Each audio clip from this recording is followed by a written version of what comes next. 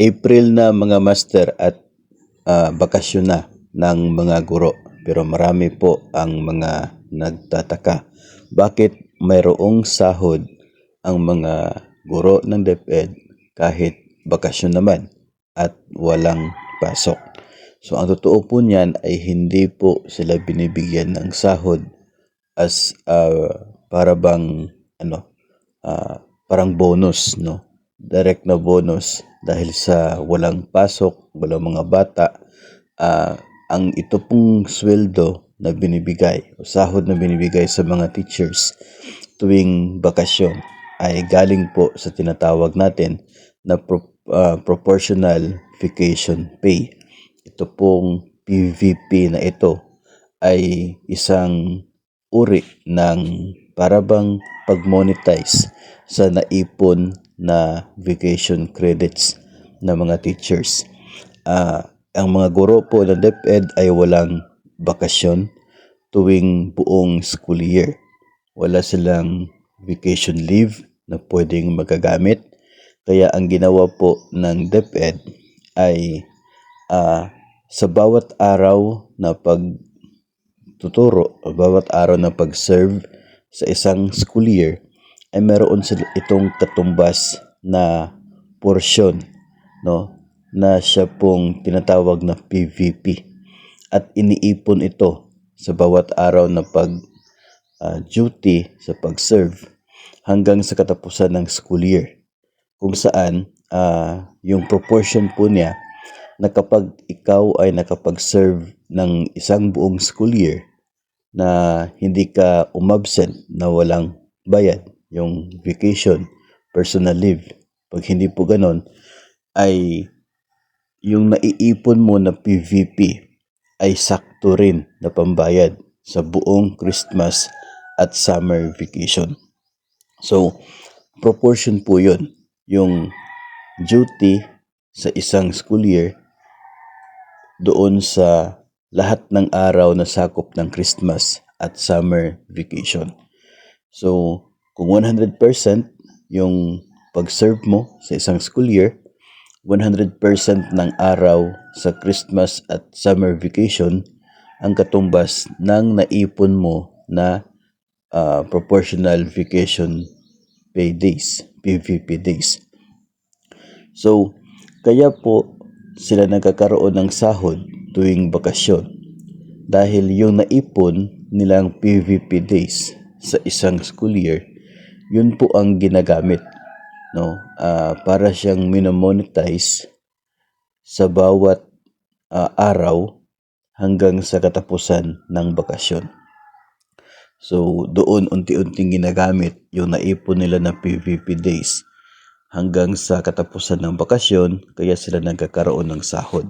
So in short ay pinagpaguran na iniipon na i-earn ng isang public school teacher ang bawat sintabo na kanyang nakukuha tuwing bakasyon. Ito ay kanyang pinagpaguran sa loob ng isang buong school year. Ngayon, ang concern dito ay kapag ikaw ay nagkaroon ng mga absences na without pay sa loob ng isang school year, kung ikaw ay existing personnel na, tapos nagkaroon ka ng mga sick leave without pay o kaya ay personal leave without pay sa isang school year, sa loob po ng isang school year, ay magre-resulta ito ng hindi buo na serbisyo mo, no? Na para nagkaroon ng gap doon sa service mo sa isang school year dahil dito sa mga leave without pay. At ang effect niyan ay makukulangan yung naipon mo na PVP days para pampasahod tuwing bakasyon.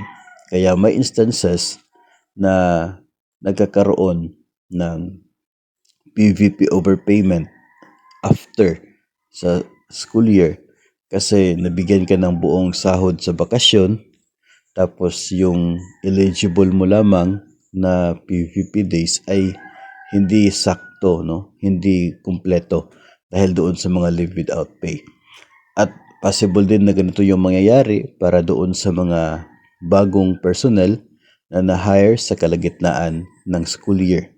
So maglalabas ang DepEd ng memorandum dyan tungkol sa PVP ratio, makikita kung kailan ka na-hire o kung kaya ay ilang araw yung naging leave without pay mo at ilang araw ang epekto nito doon sa PVP days.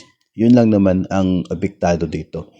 Pero yung mga nakapag-sick leave pero with pay naman, no, charge to service credits, kahit ilang sick leave pa yun nangyari sa buong school year, kung with pay po yun, ay hindi siya makakaapekto doon sa PVP days mo. So buo pa rin yung makukuha mong sahod sa loob ng isa pong bakasyon.